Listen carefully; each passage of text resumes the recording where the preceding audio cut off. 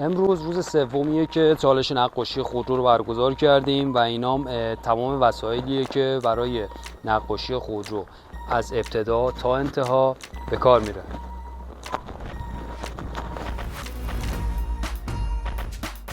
اگه بخوام زیاد تخصصیش نکنم یا بخوام خیلی ساده بهتون توضیح بدم، شما تو مرحله اول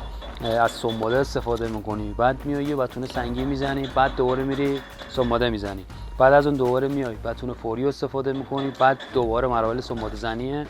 بعد میری آستر میپاشی، بعد دوباره میای سنباده میزنی.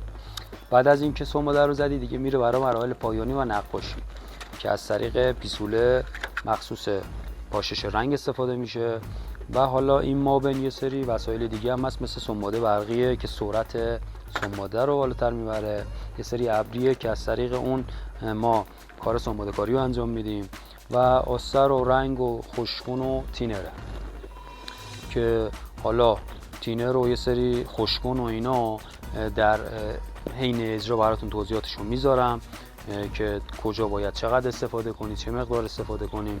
و بخوایم یه نقاشی اصولی و خیلی ساده بخوایم انجام بدیم مراحلش بشه صورت.